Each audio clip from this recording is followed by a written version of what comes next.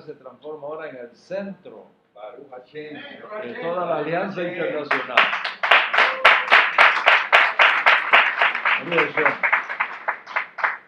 Y entonces damos la más cordial bienvenida a todos aquellos que están unidos a nosotros en este día, la comunidad en Londres, en la parte sur de España, en Argentina, en México, en Venezuela, en República Dominicana, ¿okay?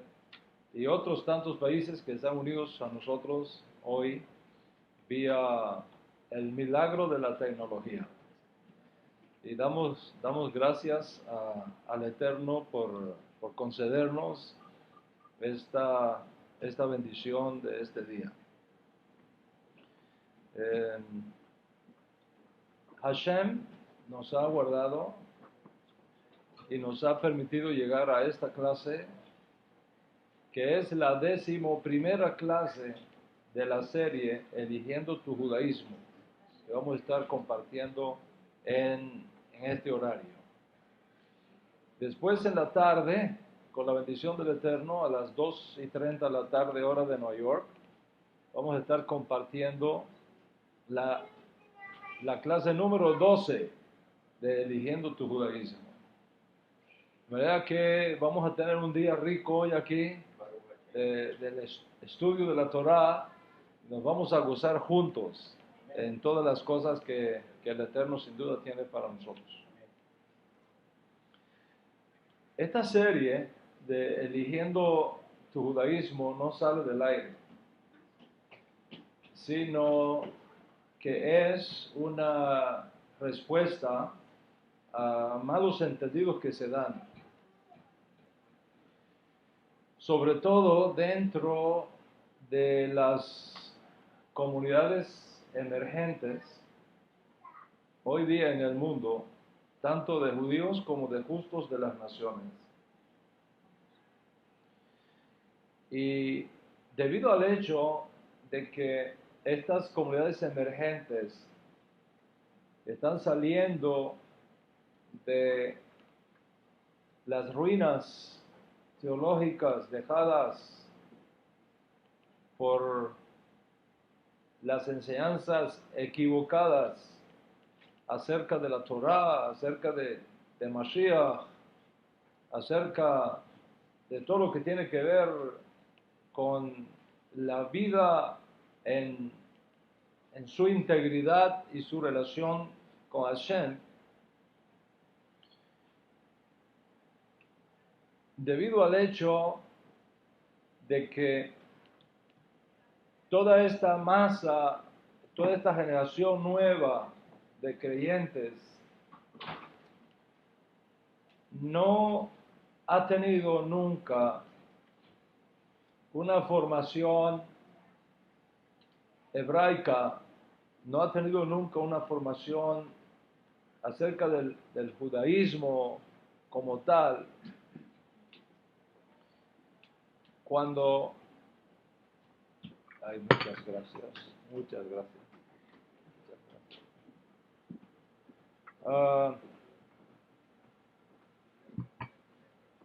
Tienen que ser enseñados de nuevo en toda esta riqueza. Tienen que ser instruidos de nuevo en toda la grandeza de la fe de Israel.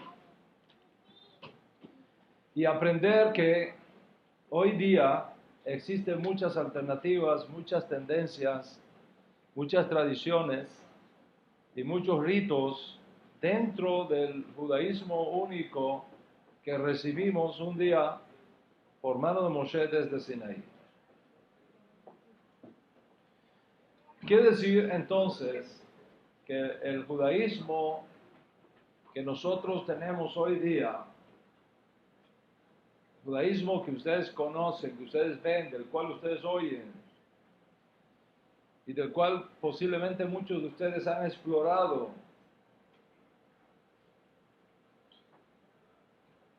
a través de la lectura de algún libro o la internet conversación con amigos, etc.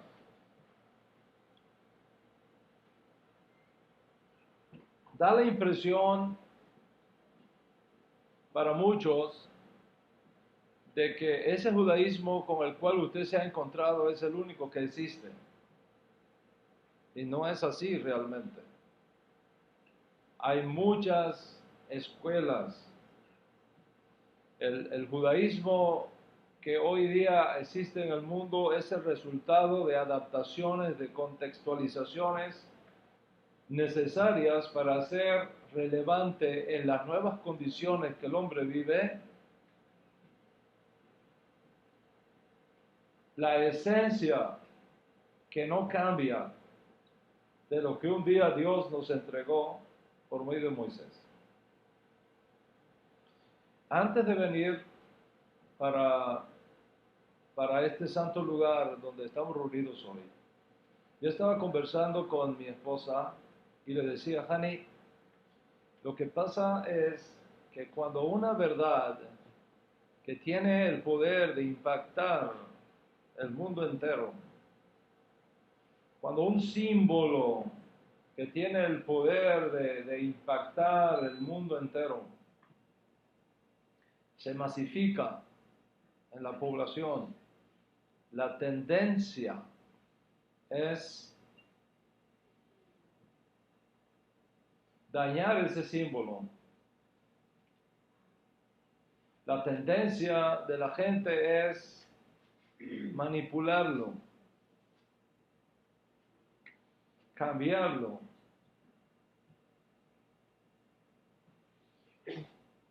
Y convertirlo en ocasiones en un objeto de idolatría. Eso pasó con Moshe Rabenu, por ejemplo.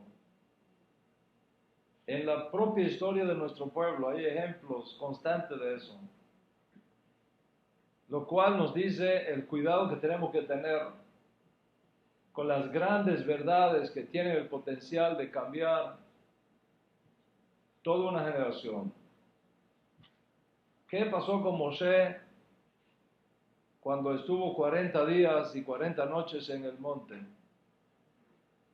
Los Israel crearon un becerro de oro. Y le rindieron adoración a un becerro de oro. Ese becerro de oro no era una representación de Hashem. Ese becerro de oro era una representación de Moisés.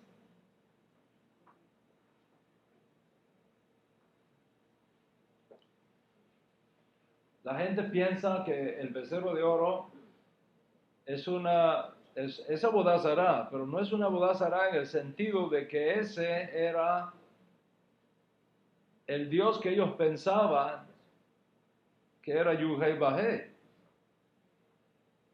El becerro de oro fue una representación de Moisés Rabeno. De hecho, ellos dicen, mañana va a ser fiesta para Hashem. No para el becerro de oro, para Hashem.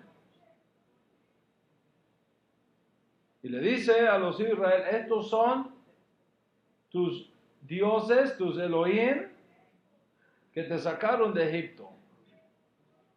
Porque de Moisés no sabemos qué le ha pasado. Entonces tenemos que buscar un nuevo líder. Recuerda que la palabra Elohim no tiene nada que ver con divinidad.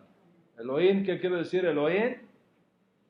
Jueces, líderes, justicia, principios que no cambian. De hecho, Hashem no le permite a Moisés entrar en la tierra prometida y Moisés muere sin saber dónde. Y fue sepultado sin que hasta este día se sepa el lugar de su sepultura. ¿Por qué tuvo que hacer Hashem eso? Entre otras cosas, para evitar que lo hicieran, ¿qué cosa? Un ídolo.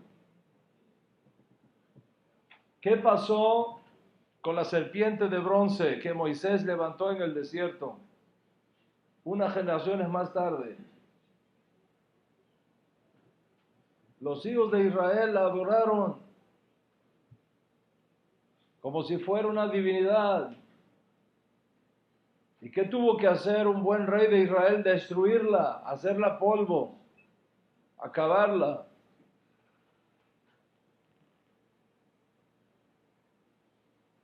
Y lo mismo ha ocurrido con nuestro Santo Maestro. Y lo mismo ha ocurrido con el madero sobre el cual él fue colgado.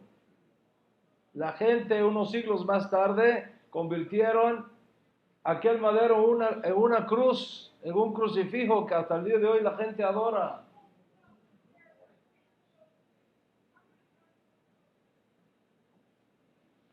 Entonces, cuando una persona que ha sido formada en una cultura de esa naturaleza logra abrirse paso entre siglos de desinformación teológica y finalmente se encuentra con sus raíces hebreas, pueden fácilmente en ese proceso de su búsqueda de identidad, sin un conocimiento sólido del judaísmo en sentido general y del judaísmo netzarita en sentido particular, se exponen a elegir para sí un judaísmo que no lo habrían elegido si hubiesen sabido de los principios y prácticas internas que esa escuela o versión del judaísmo específicamente tenía. Y es importante entonces que antes de hacer una elección, tú tengas la mejor información posible para que después no te veas envuelto en una situación donde de pronto las cosas no sean como tú lo habías pensado y sufras una pérdida innecesaria. Y desde el punto de vista de la enseñanza de nuestro Santo Maestro, cuando el hijo pródigo, es decir, la oveja perdida de la casa de Israel, regresa a su padre. No regresa a su hermano mayor. Regresa a su padre. Y es el padre quien legitima su retorno. Y es el padre quien certifica la orden de matar el becerro grueso. Y es el padre el que certifica la autenticidad del nuevo nacimiento que ha ocurrido.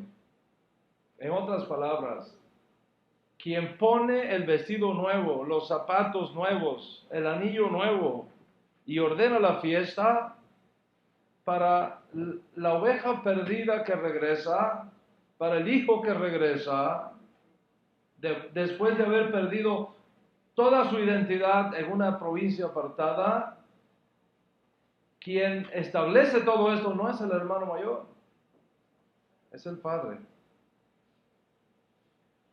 Y es importante entonces que tú te asegures que tu conversión sea al Padre.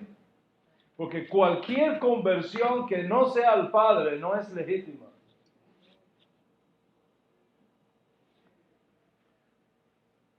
Y la conversión no es al hermano mayor. La conversión es al Padre. Tu experiencia de conversión, tu experiencia de retorno, tu experiencia de restauración de tu identidad tiene que ser en primer lugar al Padre. Y solamente el Padre es el que emite el veredicto. Este es mi hijo, que estaba muerto y ha revivido. Este es mi hijo, que estaba perdido y es recuperado. Es importante entonces que tu experiencia de retorno esté bien encaminada, que tu experiencia de retorno esté bien documentada, para que no te dejes confundir por la multitud de voces que pululan hoy día en el mundo de la internet reclamando el monopolio del judaísmo. o el monopolio de la Torah. Y debido a todos estos elementos que hemos estado tratando en clases anteriores, sucede con la nueva generación de nuevos creyentes que está surgiendo en el mundo, que de hecho ya ha surgido en el mundo. Y una evidencia de eso es todos ustedes que están aquí y los que están escuchando y recibiendo esta clase a lo largo del mundo. Ustedes regresan a casa de un exilio, el exilio de las naciones, el exilio del cual habló el profeta Ezequiel cuando lo relacionó con los sepulcros de las naciones. Huesos secos, dispersos por toda la faz de la tierra. Y ese regreso viene con una mentalidad semejante a la mentalidad con la cual salió nuestro pueblo de la esclavitud egipcia. La esclavitud produce una fuerte baja autoestima en las personas. La esclavitud daña la mente de la gente. Cuando los hijos de Israel salieron de Egipto, salieron con un dolor muy grande, tantos años en la esclavitud. Ellos salieron con una autoestima muy baja, y Hashem tiene que levantarle su autoestima. Hashem tiene que decirle: ustedes son mi especial tesoro. Ustedes son mis hijos. Y usted lee el lenguaje que usa Hashem hacia los hijos de Israel cuando sale de Egipto, es constantemente tratando de levantarle su autoestima. Constantemente, porque venían con una mentalidad de esclavos, se sentían menos que los demás. Lo mismo sucede en esta segunda y final redención. Entonces, muchas personas, cuando en este contexto oyen de algunas expresiones del judaísmo contemporáneo, afirmando que el alma de los judíos es superior al alma de los gentiles, como erradamente enseñan algunos grupos ortodoxos y ultraortodoxos. Estas palomas incautas que están retornando del exilio de las naciones y que están buscando su identidad y que vienen con una autoestima por el suelo, al oír de que el alma del judío es superior, entonces dice: yo me quiero hacer judío ahí. Ahí es que yo me quiero hacer judío. Y debido al hecho de que está en juego el destino eterno de una generación, oiga, no se puede guardar silencio ante el inminente peligro que tiene para algunos caer en estas falacias chauvinistas de muchas sectas judías que existen defendiendo aún la idea de que genética y espiritualmente el judío es superior al gentil. No estoy hablando del aire.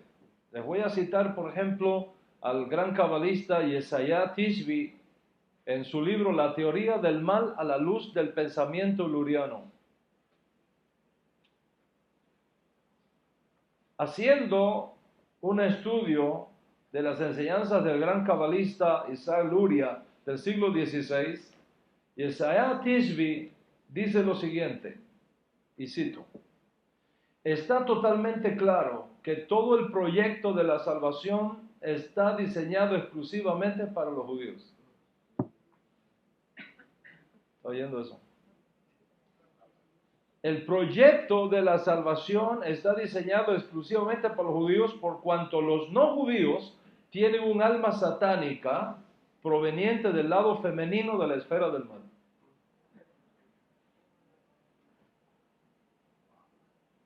y edificando sobre esta teoría aquí en Brooklyn. Detrás de nosotros, el séptimo Rebbe del movimiento Lubavitch, en su libro Gathering Conversation, que se publicó en Israel, dijo, y cito lo siguiente: el alma del judío viene de las esferas de la santidad, mientras que el alma de los no judíos proviene de las tres esferas satánicas.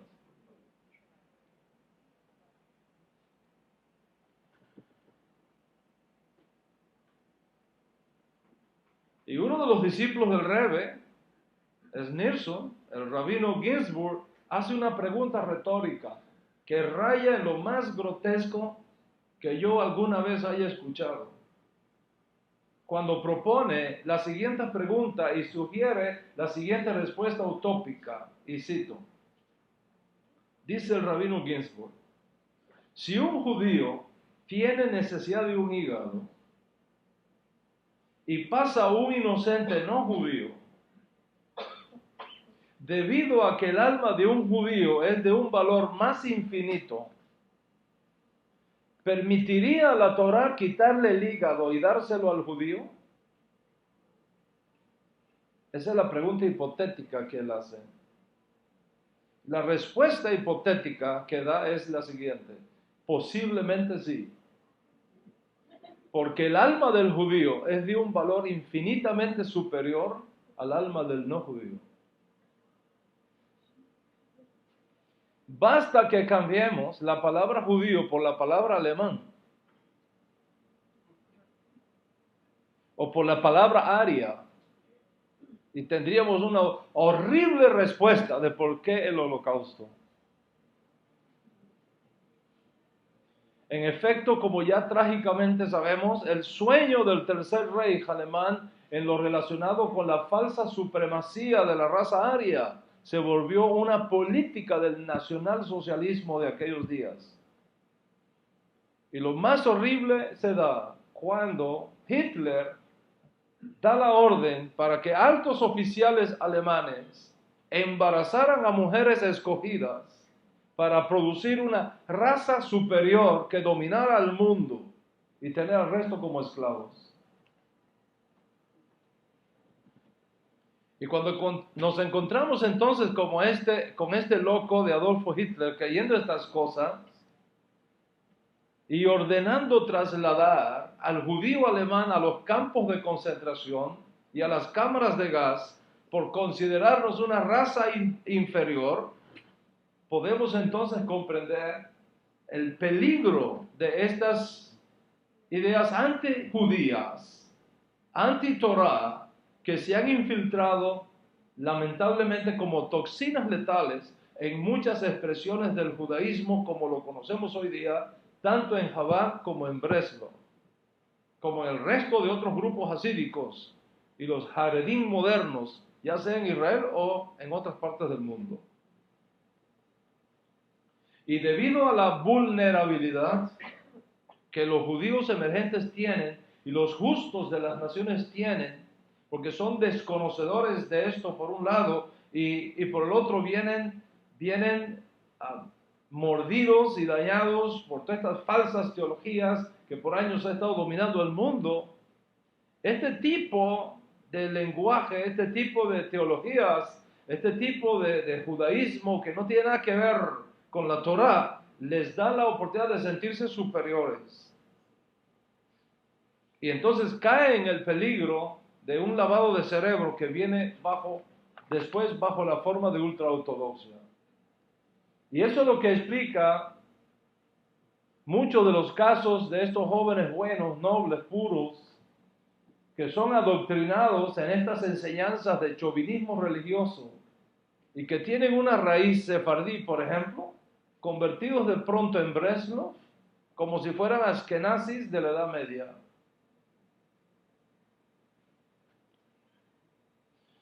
Los otros días yo estaba en Israel con mi familia, para ser exactos, en el mes de abril de este año 5774, el mes de Aviv, y estábamos cenando con un Hassán Cohen de una sinagoga ortodoxa. Estamos hablando de la segunda redención, que es más grande que la primera redención. Y yo pedí a él que leyera una cita del profeta Jeremías, capítulo 16, donde el profeta Jeremías habla allí de un éxodo más grande que el de Egipto. Y se sorprendió de que esa profecía existiera.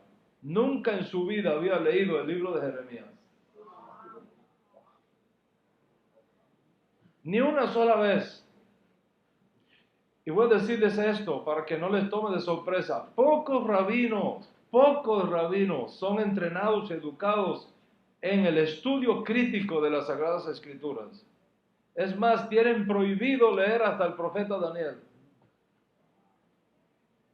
Y hay que conocer estas cosas para saber del peligro inminente que resulta si tú eliges un judaísmo equivocado. Y debido a que conocer estas cosas requiere tiempo y estudio, los nuevos judíos emergentes de entre las naciones, que ya de por sí vienen con su trauma teológico, pueden repetir la misma tragedia que se dio en nuestro pueblo Israel cuando salieron de Egipto la primera vez. Y por desconocer estas cosas, vemos como muchachos hoy día que tienen origen sefardí, de pronto se visten como breslos hasídicos de la Polonia del siglo XVII. Y luego del cambio del vestido ya no quieren comer más tu comida, porque no tienen el nivel de kashrut que ellos tienen. Traen su propia comida. Y luego viene la separación, comer aislado, no con el resto, porque me contaminan. Y entra ahí esa toxina de la superioridad étnica que va penetrando hasta que finalmente se aíslan completamente de su propia familia. Por supuesto, en todo ese proceso, la negación de Yeshua como Mesías es el más alto riesgo y el más alto precio que tienen que pagar los que eligen un judaísmo equivocado.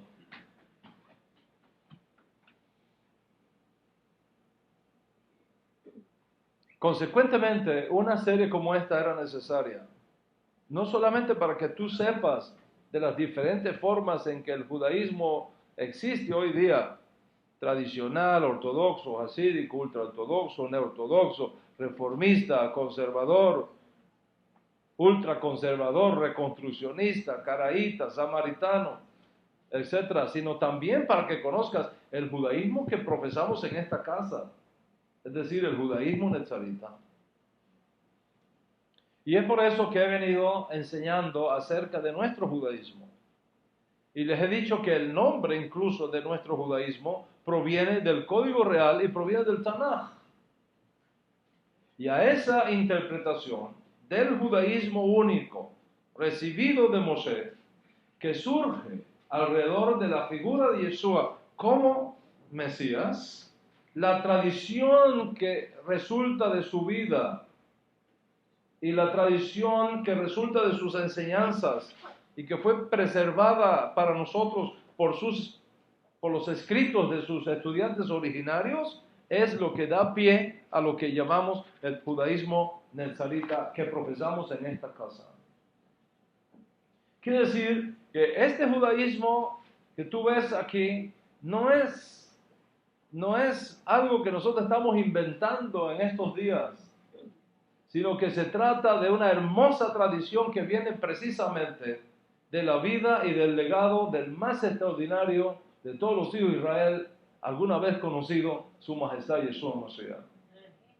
Que existimos con una bella historia y que existimos con objetivos bien marcados. Y por supuesto la distinción más importante de todos es la figura de Yeshua como Mashiach.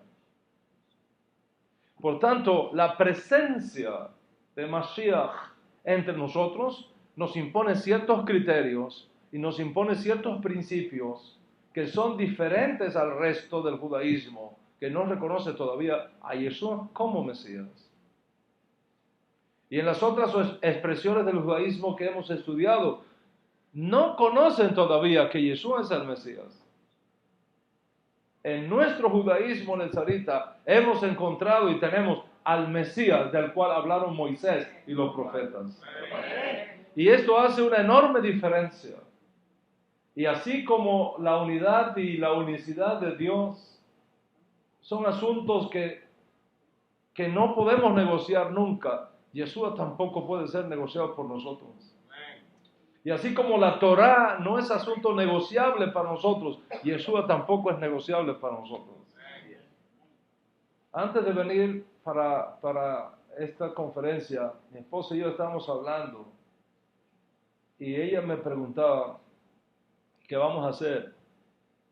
¿Vamos a hacer aliyá? Si esto se pone malo acá, ¿qué vamos a hacer? ¿Vamos a hacer aliyá? ¿A dónde nos vamos a ir? ¿Cómo van a hacer las cosas? ¿Qué tiempo tarda? ¿Cómo tú ves? Dime, me decía, dime, ¿cuántos años? ¿Cuánto? En términos de años, ¿cuánto? Para saber.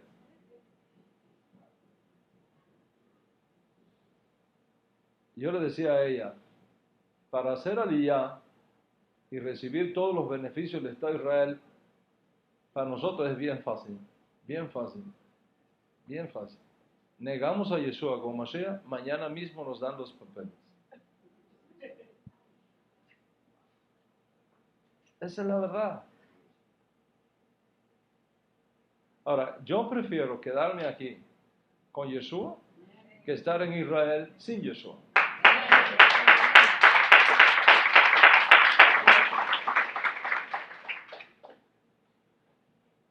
Y ahí vamos. Entonces, si tú quieres un judaísmo sin Yeshua, este no es el lugar para ti.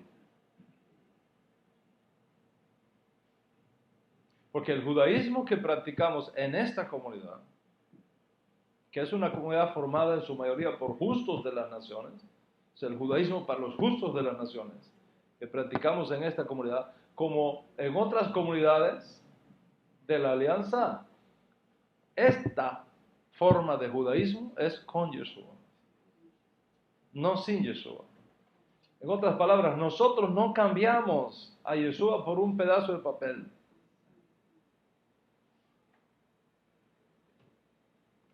Nosotros no cambiamos a Yeshua por un gallo el día antes de Yom Kippur. Y a mis amigos vuelvo a decirles que reconozco que me encuentro en grandes aprietos filosóficos y en grandes aprietos éticos. Porque yo no querría estar enseñando este tipo de cosas. Prefería estar enseñando de otro tema de la Torah. Pero al mismo tiempo pienso, ¿cómo puede uno quedarse callado cuando está en juego el destino eterno de una generación? ¿Cómo uno puede guardar silencio cuando ve las almas incautas de los nuevos judíos de las naciones, de los nuevos justos de las naciones que surgen en nuestra generación, que no tienen el suficiente conocimiento todavía del judaísmo para defenderse de todos estos ataques y de todos estos peligros, siendo atraídos y seducidos por promesas que solamente sirven para los días de esta edad presente? Y a cambio les piden renunciar a su fe en Yeshua como Mesías y comprometer así el destino eterno de sus almas. ¿Cómo uno puede guardar silencio para estar políticamente correcto cuando el destino profético de millones de personas está en la balanza? Y en la clase pasada yo decía algo que voy a repetir aquí. O estamos con Yeshua o estamos desligados de Yeshua. No podemos tener las dos cosas. Y tú que has resucitado de entre los sepulcros de las naciones y te has abierto paso entre toneladas de desinformación teológica, eres como una plantita que sale de entre el concreto buscando la luz.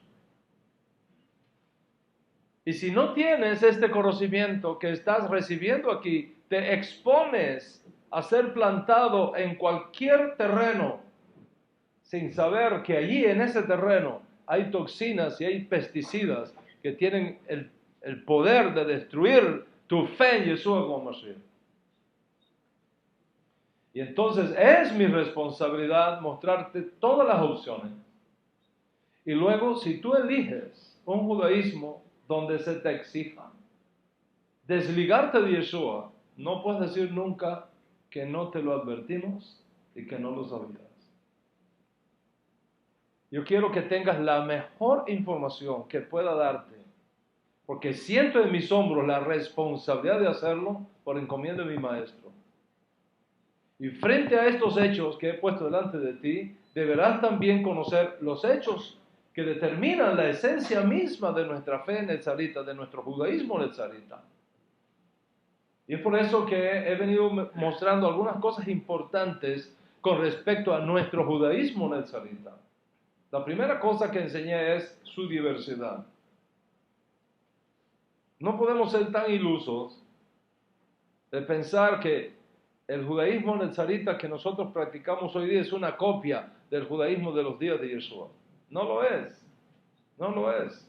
No lo es por una simple razón. El mundo ha cambiado. Los desafíos que nosotros tenemos ahora no son los que ellos tuvieron. Somos diferentes. Te hablé, por ejemplo, de la marca sefardita que tiene nuestro judaísmo netzarita.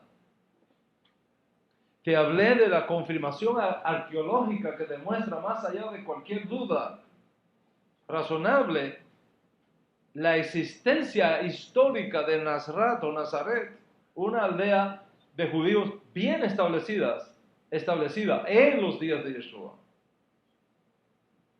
Te hablé del valor simbólico y gemátrico de Nazrat, Nun, Sad, Resh y Tav, estas 4 letras hebreas, y cómo eso nos conecta con la primera letra del Sefer Torah, donde se habla de la descripción de los cielos y la tierra.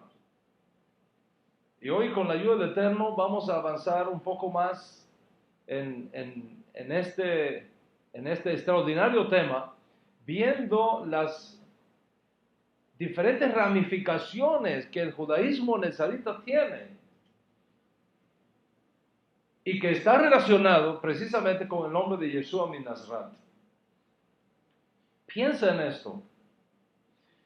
Si Yeshua nació realmente en Betlehem, ciudad donde también había nacido David, ¿por qué se le conoce como Yeshua de Nazaret y no como Yeshua de Betlehem?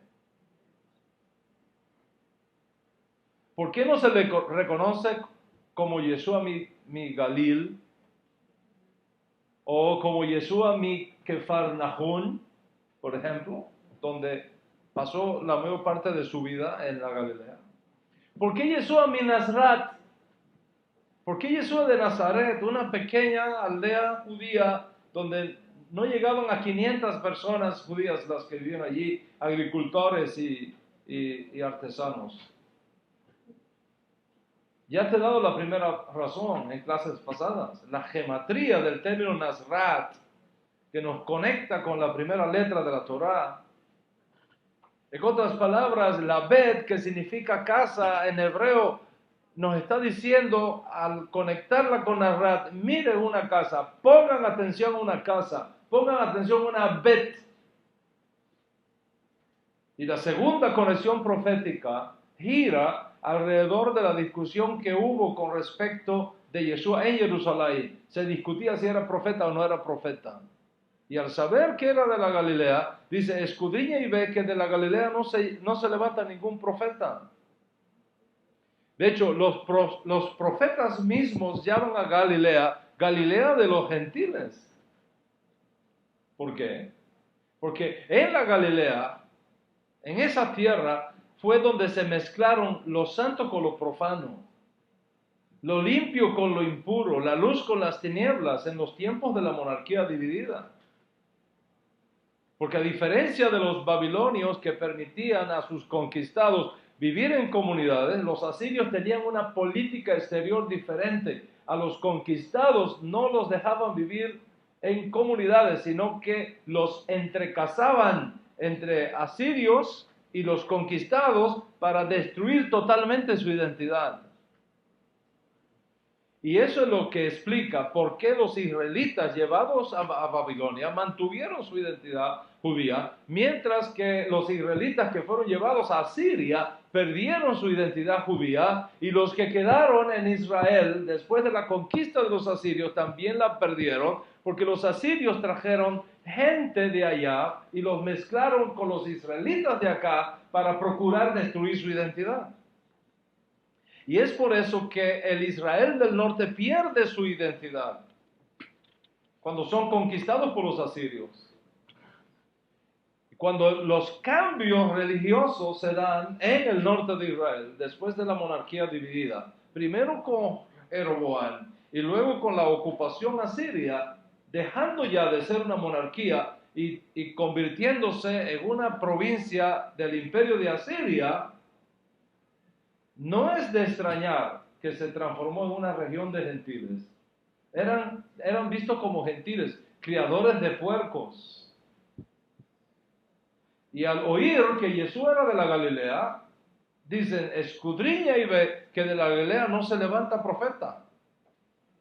Claro, si hubiesen investigado bien, habrían descubierto dos cosas importantísimas con respecto a Jesús. Primero, que el hombre que estaban discutiendo no había nacido en la Galilea, había nacido en Judea.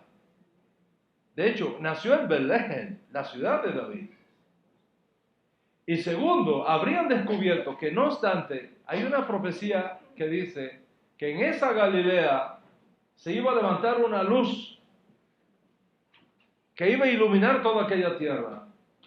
El profeta Isaías había dicho, tierra de Zabulón, tierra de Neftalí, Galilea de los gentiles, la tierra que estaba rodeada en tinieblas vio gran luz, y los que estaban en sombra de muerte, la luz les resplandeció.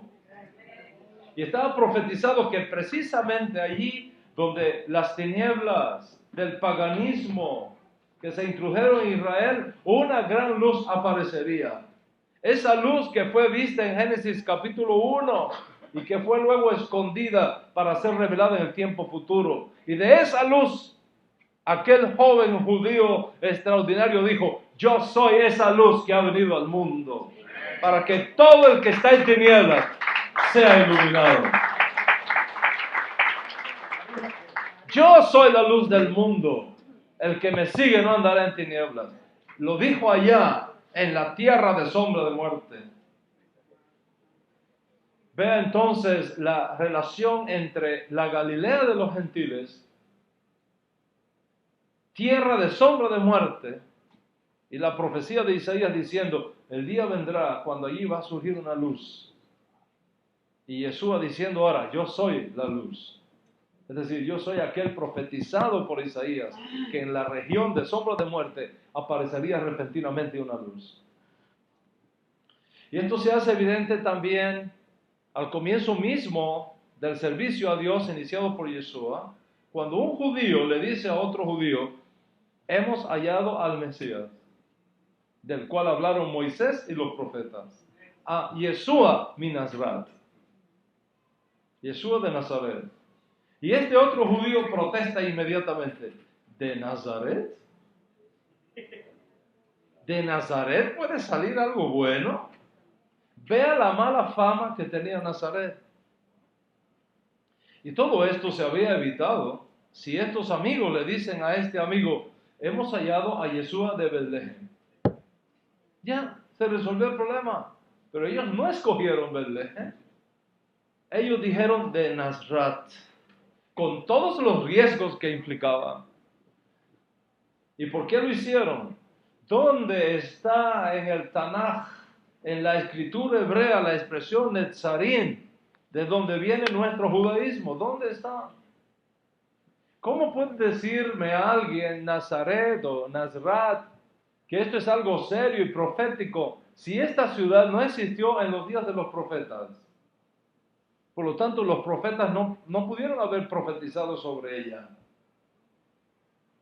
¿Cómo podemos hablar de la conexión profética si Nazaret no es mencionada ni una sola vez en las escrituras hebreas?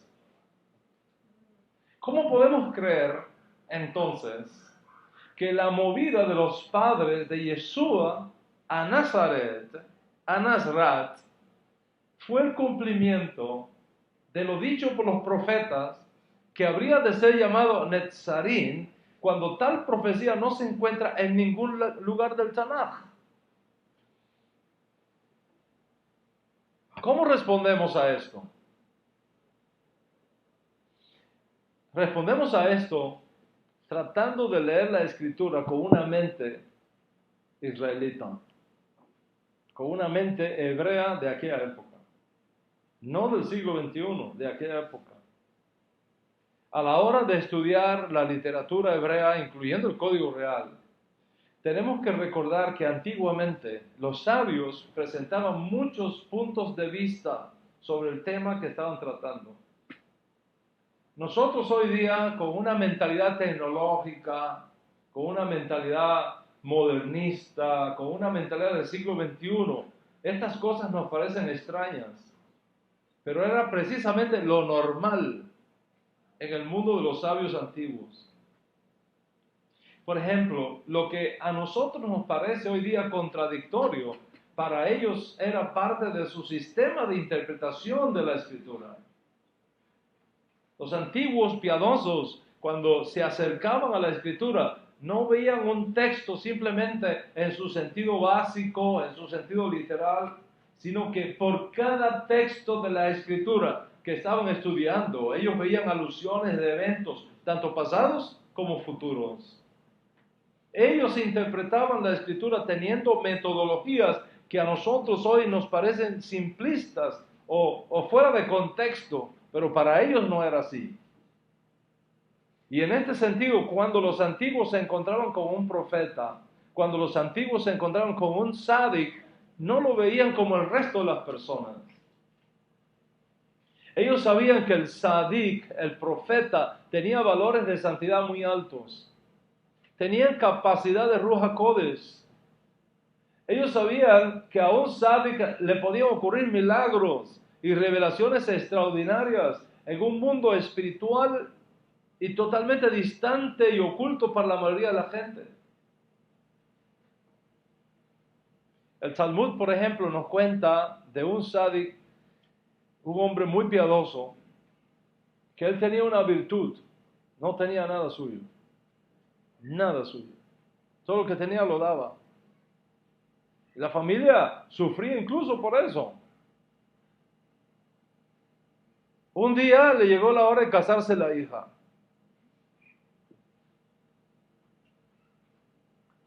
Y la madre reunió todo el dinero que había en la casa, se lo entregó para que fuera a buscarle un vestido para su hija. Y cuando va por la calle, se encuentra al Baal Sedaká, al hombre que recoge Sedaká en una comunidad. Y como ya lo conocían, que era un hombre que lo daba todo, los propios recolectores de Sedaká le huían. Decía, este hombre da demasiado. Le huían. Y cuando él vio que se le escondieron, les cayó atrás. Les cayó atrás hasta que los consiguió en una boca calle. Dice, ¿por qué causa están recogiendo dinero? Dice, no, es que, díganme la verdad. No, es que se va a casar una muchacha muy pobre de la comunidad y entonces le estamos reuniendo dinero para comprar el vestido de boda. Dice, entonces ella es más pobre que mi hija. Mire, aquí está todo. Todo lo que tenía para comprar el vestido de su hija, se lo dio al Baal Sedaká. Excepto que se quedó con unos centavos para comprar algo de trigo para que la mujer hiciera pan de Shabbat. Eso fue todo. Fue al mercado, compró un poco de trigo, se lo trajo a la mujer para que hiciera el pan de Shabbat y se fue a su cuarto de estudio. Cuando la niña sale, dice, mamá, ¿papá compró el vestido? Dice, no. ¿Y qué compró? Dice, ese trigo que está ahí, un poquito de trigo, para hacer el pan de Shabbat. Eso fue todo lo que compró. Eso fue todo lo que compró. ¿Y dónde está papá? Se fue a estudiar. Y ahora, está allá, el cuarto, tenía un cuarto. Cuando entra, va a empujar la puerta, cerrada la puerta. No podía entrar. Empujan de nuevo, cerrada la puerta. No podía entrar. Lo llaman, no contesta. ¿Qué habrá pasado? Se llaman a los vecinos. Y finalmente abrieron la puerta. A fuerza. Cuando abrieron la puerta, salió un chorro de trigo. No podían creerlo. Toda la casa se había llenado de trigo. Y cuando sacaron todo el trigo, ahí estaba él estudiando Torah. Ni se había dado cuenta que Dios le había llenado todo de trigo, con suficiente para comprarle no uno, 3 vestidos de boda a la hija.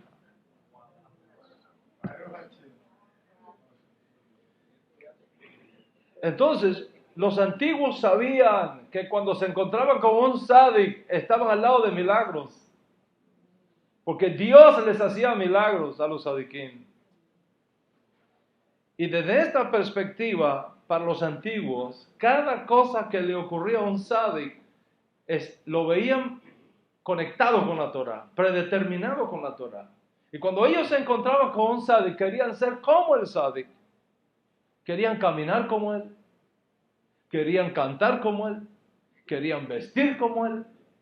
Hasta el extremo que dice el Talmud que un día un discípulo de un tzadik se escondió abajo de su cama a esperar que se acostara con su esposa para ver cómo le hacía el amor a la esposa y él hacerlo igualito a la suya.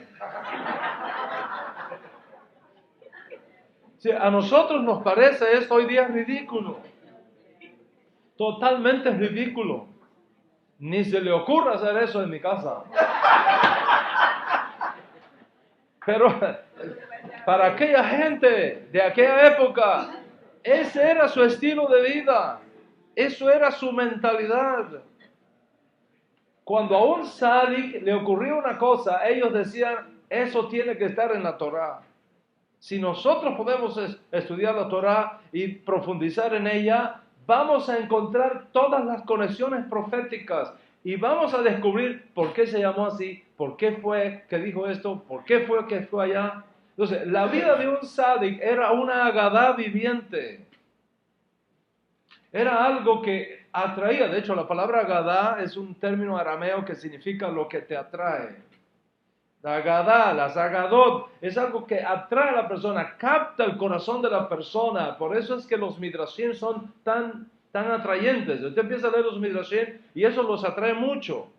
A la hora de leer el código real, tenemos que tener en cuenta que la vida de Yeshua, quien es el centro de toda la enseñanza del código real, narra la vida de santidad más extraordinaria que Israel haya conocido alguna vez.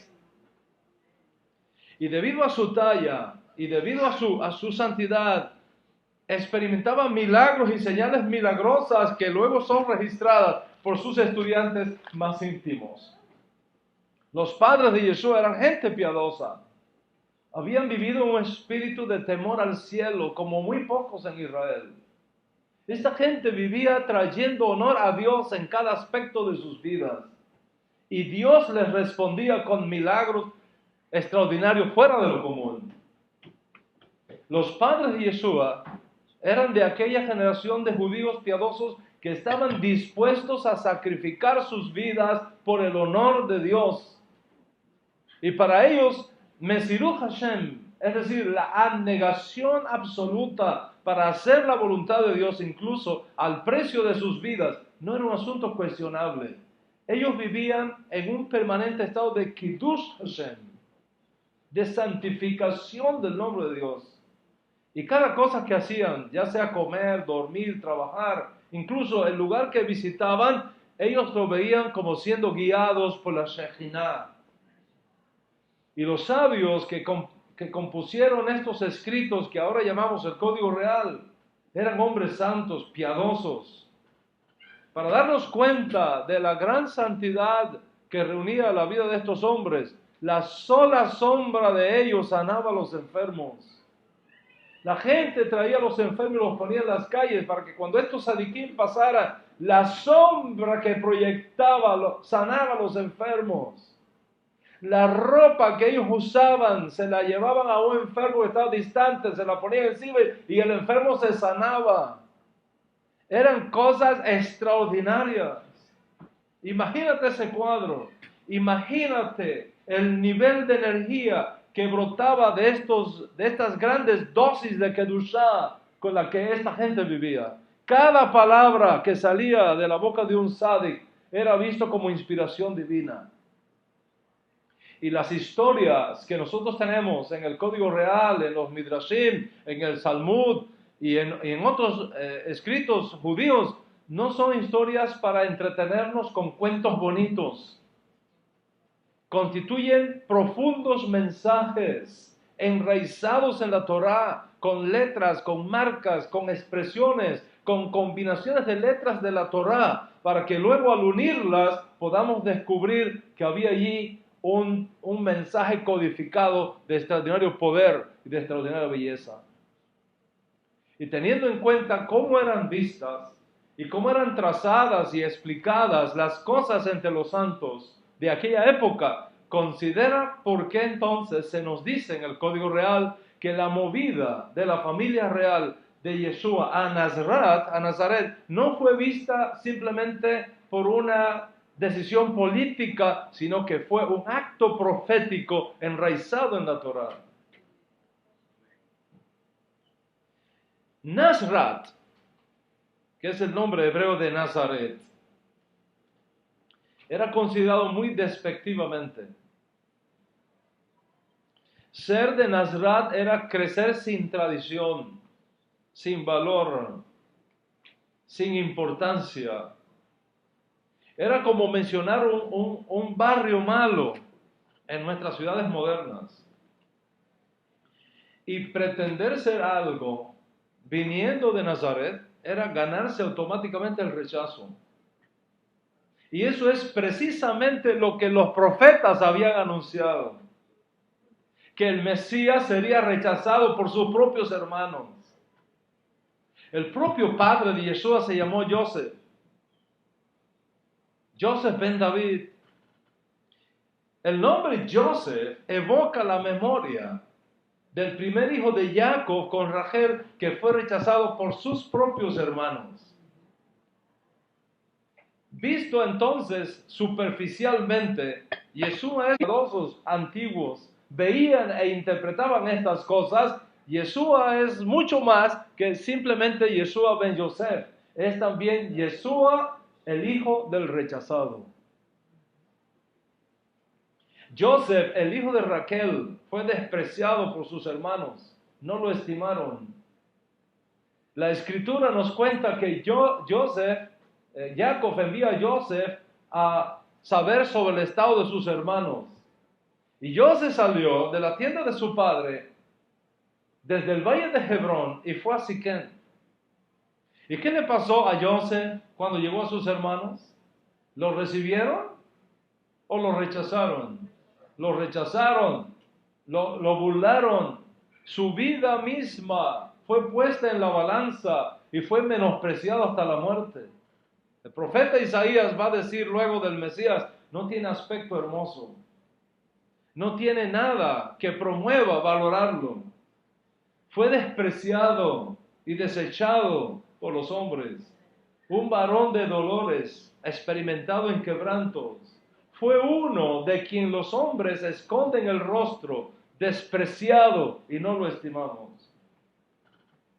Los padres de Yeshua son dirigidos por la Shekhinah a vivir en una ciudad donde Yeshua sería visto sin valor, sin importancia, sin estimación. ¿De Nazaret puede salir algo bueno? En la opinión del escritor, el hecho de que la familia real se mudara a Nazaret, no fue casual. Revestía una importancia tremenda. Porque para los antiguos, los tzadikim son guiados en todas las cosas por la Shekhinah. Y esto es lo que hace del Código Real no solamente una literatura judía de la más alta nobleza, sino sobre todas las cosas, una literatura de alta pureza y de alta autoridad. Recientemente han estado pasando por la web videos de algunos que salieron de entre nosotros y defendían a Yeshua como Mashiach por un tiempo, pero luego al calentar el día resultó ser que su raíz no tenía profundidad de tierra. Y el sol del miedo a los hombres los quemó y les dañó la semilla.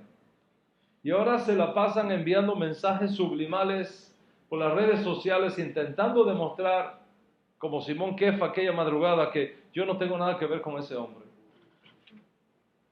¿Y por qué digo que son mensajes sublimales? Porque los autores de estos videos tratan de vender la idea de que los judíos, es decir, todos los judíos, no creemos en el Nuevo Testamento.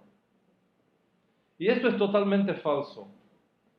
Si vamos a evaluar la verdad de la colección de libros por la cantidad de judíos que creen en él, en el sentido teológico del concepto, los judíos entonces no creeríamos en nada.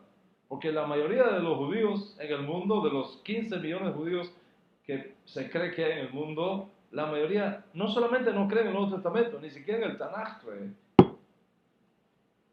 Así fue ayer cuando nuestro maestro reprochó a muchos judíos de su generación diciendo, el problema de ustedes es que ustedes no le crean a Moisés. Porque si ustedes le creyeran a Moisés, me creían a mí, porque teniéndome a mí en cuenta fue que escribió Moisés. Y hoy día es igual, la inmensa mayoría de los judíos hoy día son seculares, incluso ateos. Si vamos a descalificar una colección de escritos erróneamente conocida como Nuevo Testamento, bajo el eslogan sublimal de que los judíos no creemos en él, tendríamos que descalificar todos los escritos que los judíos tampoco creen. En este caso el Tanaj, los profetas y los salmos, porque la mayoría de los judíos tampoco creen en estos libros, y mucho menos viven observando estos mandamientos. Decir entonces, los judíos no aceptamos el Nuevo Testamento es totalmente falso. Es una declaración anacrónica, falta de erudición académica, y más bien tiene motivaciones políticas. ¿Por qué? Porque se ven obligados a ir a YouTube y hacer estos videos porque tienen miedo a los rabinos que le quiten sus papeles de conversión por ser considerados sospechosos de espías por su vínculo previo con Yeshua. Entonces, con la mira de demostrar que yo no tengo nada que ver con ese hombre, la creación de todos estos videos es explicable. Le tienen miedo a ciertas organizaciones que yo llamo terroristas académicos, que amenazan con el miedo a ponerte en la lista negra, o quitarte los papeles de conversión, o impedirte que hagas aliyá. Los otros días me llamó un amigo, escuche esto. Los otros días me llamó un amigo y me dice, voy a hacer aliyá. Te felicito, te felicito. Todos los judíos tendremos que hacer algún día aliyá, tarde o temprano, según vayan concluyendo nuestras labores en el exilio. Y si nuestra motivación es pura, sin duda todos vamos a hacer aliyá en el tiempo de Dios. Te felicito. Gracias, me dijo, pero aquí está el asunto. ¿Usted sabe, rabino, cuánto le amo? ¿Cuánto le amo a usted? Ya cuando la gente empieza así, ya yo empiezo a oler.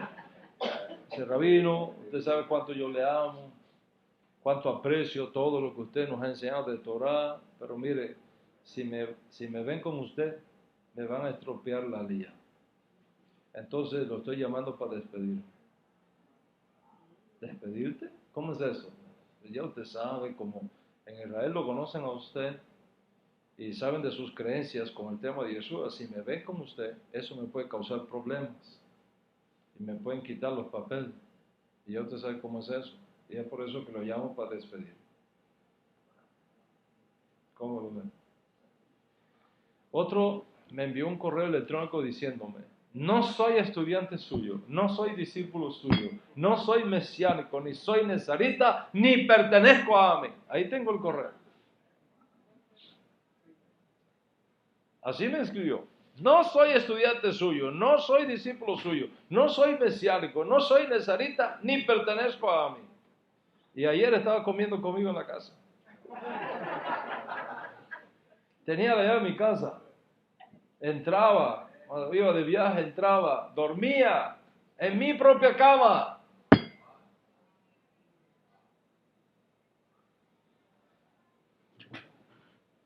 Y te das cuenta el terreno que estamos pisando aquí.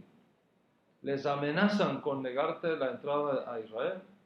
Si ya hiciste aliyá, te amenazan con expulsarte de Israel. Y todo ese tipo de lenguaje extremista, guerrillero, paramilitar religioso.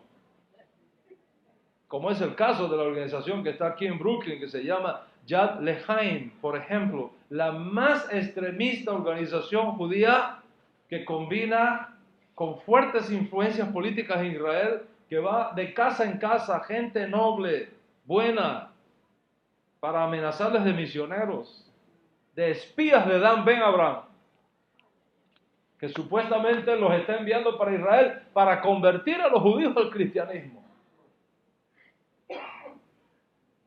Y cuánto disparate y locuras adicionales podría incluir. Así que cuando te lleguen esos videos de por qué los judíos no aceptaban el Nuevo Testamento, eso es totalmente falso.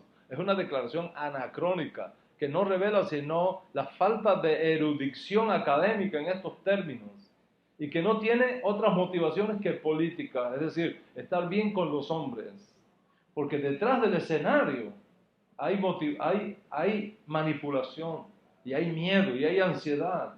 Le tienen miedo a los rabinos que le quiten sus papeles de conversión por considerados sospechosos de espías, por su vínculo con Yeshua o con mi persona. No creas en esos eslogans que te encuentras por ahí generalizando. Los judíos no creemos en el Nuevo Testamento.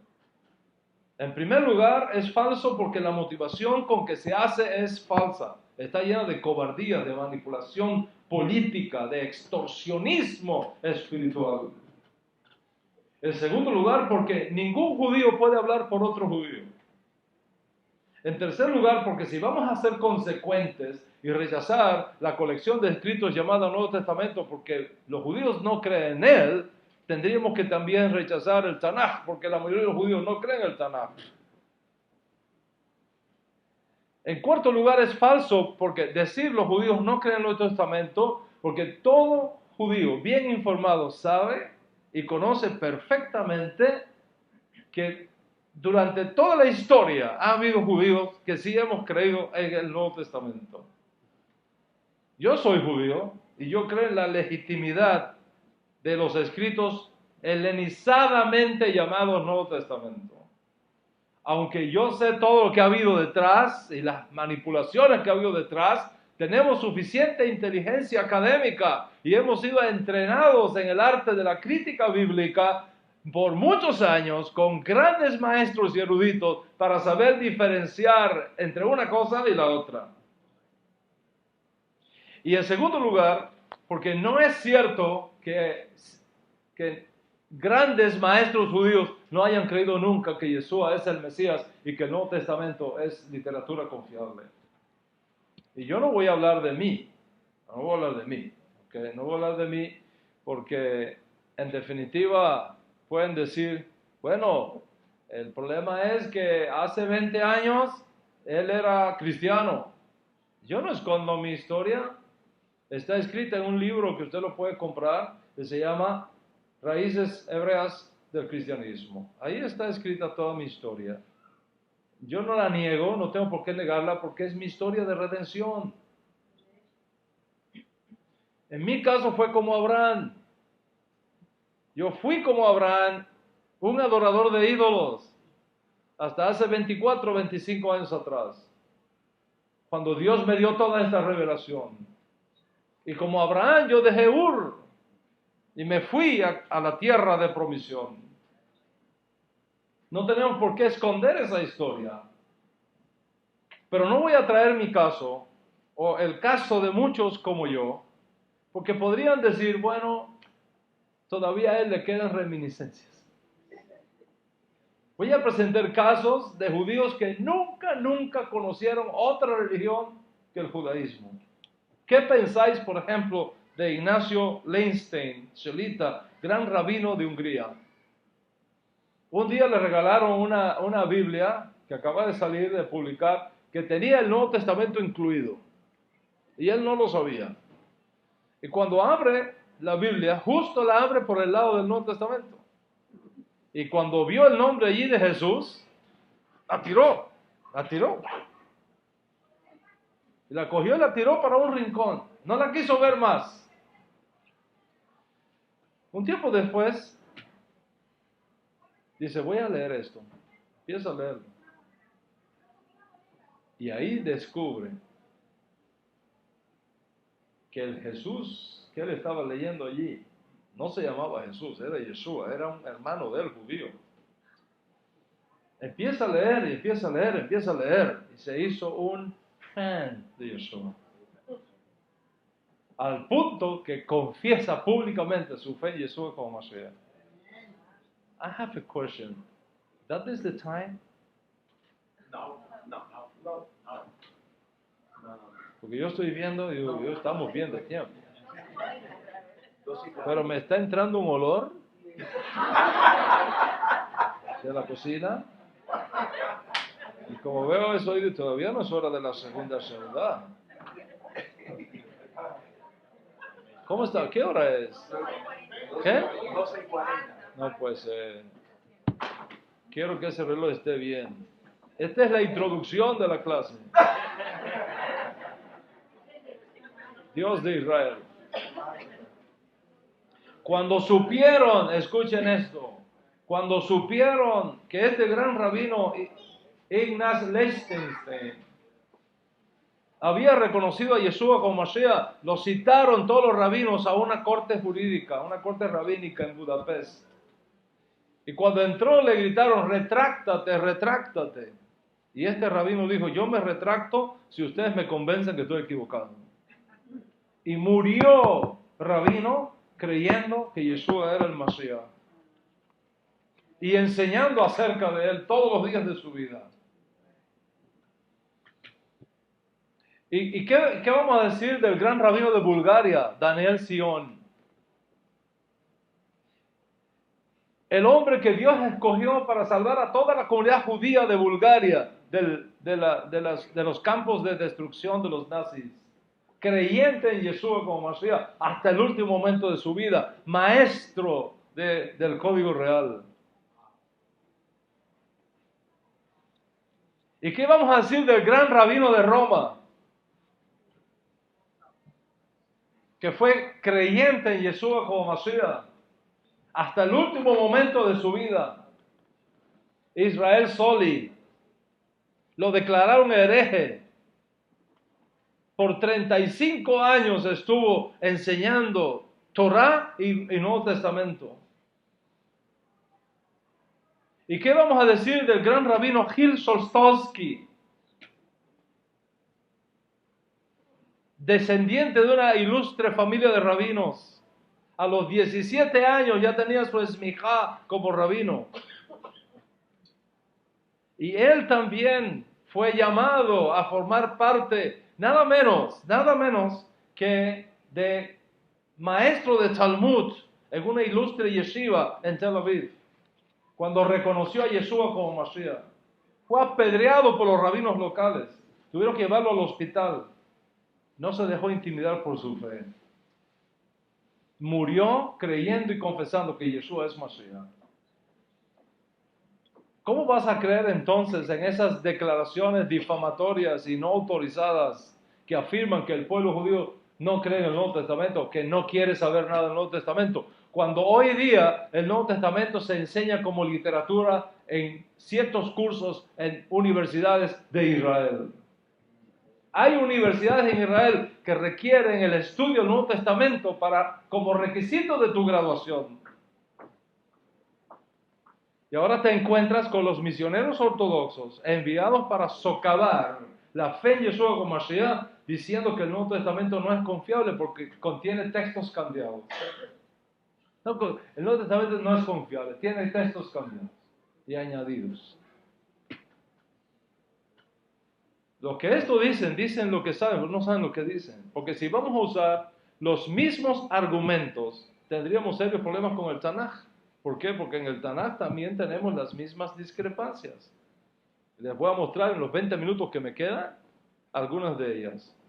Por ejemplo, en Éxodo capítulo 20, verso 8 dice, recuerda el día de Shabbat para mantenerlo santo. Recuerda. Sahor es la palabra hebrea que aparece ahí. Sahor. Pero cuando vas a Devarim, capítulo 5, verso 1, dice otra palabra. No dice Sahor, dice Shemor. El propio Moisés, que dice no se puede cambiar, cambió. ¿Cómo le explica? Entonces, si nosotros acusamos el Nuevo Testamento de textos cambiados, que vamos a ir aquí del Tanaj, donde el mismo Moisés usa una palabra en un lugar y otra diferente en otro lugar. ¿O qué me vas a decir del gigante Goliat? Aquellos que acusan el Código Real de contradicciones, que un lado dice una cosa y después dice otra cosa, ok, lo acepto, vamos a aplicar la misma regla al Tanaj. ¿Quién mató al gigante Goliat? Primero de Samuel 17:49 dice que David metió la mano en su saco, tomó la piedra, la lanzó con la honda y dio al filisteo en la frente. La piedra se le hundió en la frente y Goliat cayó a tierra sobre su rostro. ¿Quién mató al Goliat? David, sin duda.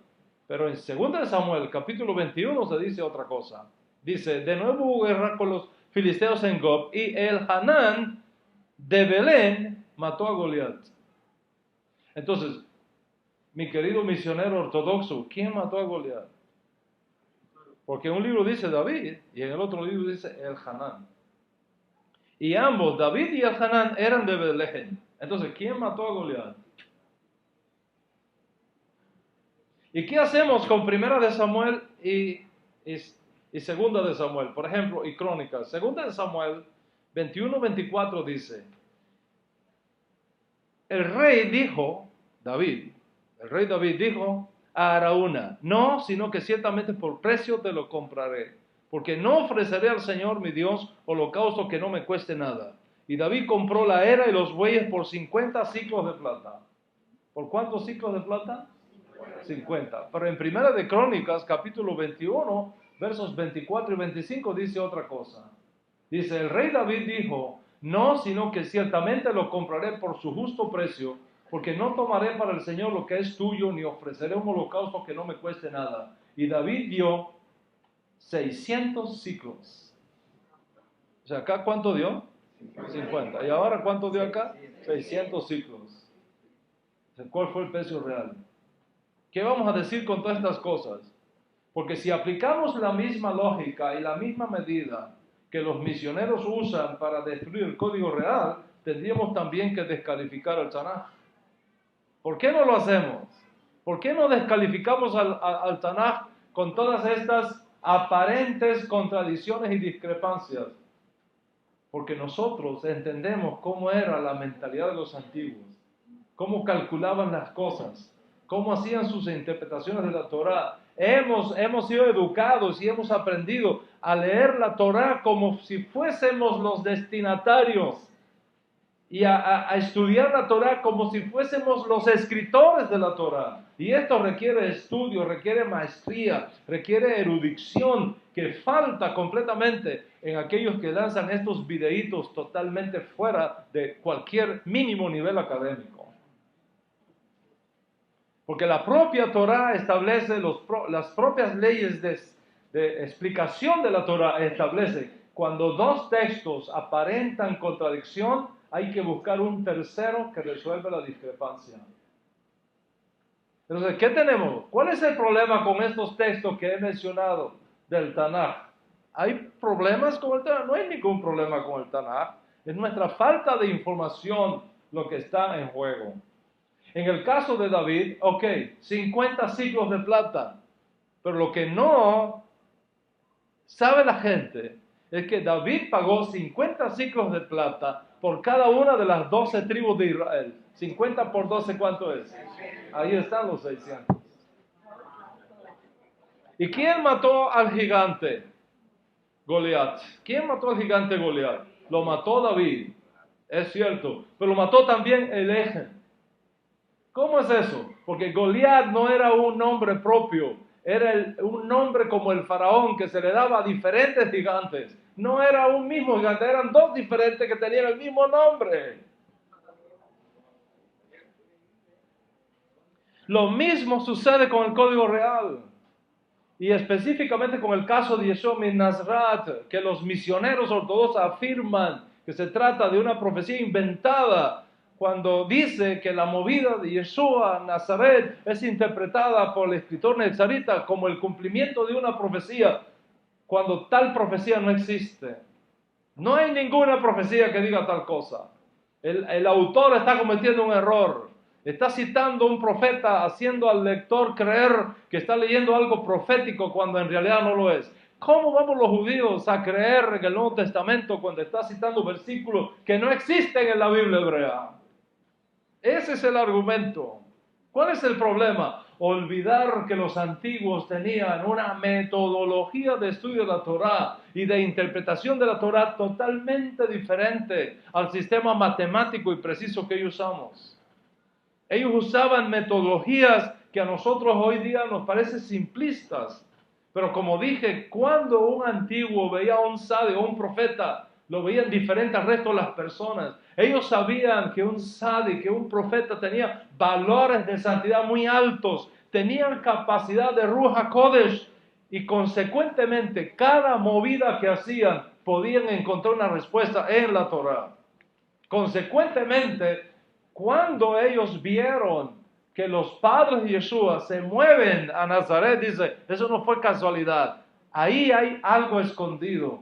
Si nosotros pudiéramos escudriñar la Torá y escudriñar en ella, podríamos ver todas estas conexiones proféticas y entender mejor por qué sucedió aquel evento y por qué dijo tal cosa aquel profeta o aquel sádic. Nazaret, Nazrat, significó para ellos el ser rechazado, como habían anunciado los profetas. Y ellos vieron alusiones en el valor simbólico de la palabra hebrea de Nazrat. Vieron el valor numérico que tenía Nazrat. Lo vieron en todas esas implicaciones de humillación, de no darle valor, de no tenerlo en cuenta, que fue precisamente lo que los profetas dijeron que el Mesías experimentaría, que sería despreciado y que sería no estimado. Vieron incluso que el nombre del padre de Yeshua, Joseph, no fue casualidad, sino que fue un código profético para conectarlo con aquel otro Joseph que fue rechazado por sus hermanos y que a la postre vino a ser el salvador de todos ellos.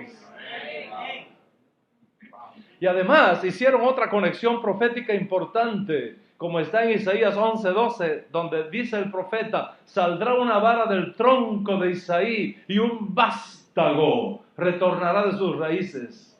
La palabra vástago es netzer.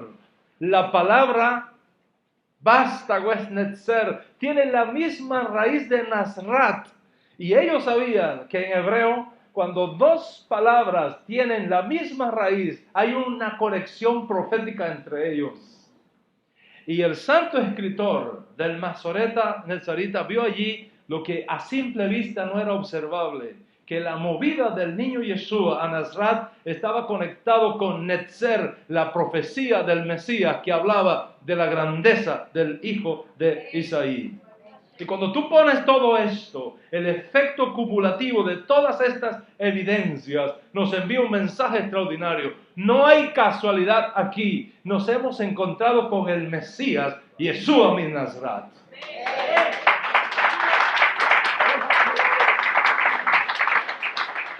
¿De Nazrat puede salir algo bueno? ¿De Nazrat puede salir algo bueno? ¿Cuál es la respuesta del judaísmo nazarita? Ven y ve. Ven y ve. Ven y ve por ti mismo las evidencias. Shabbat Shalom. Shabbat Shalom.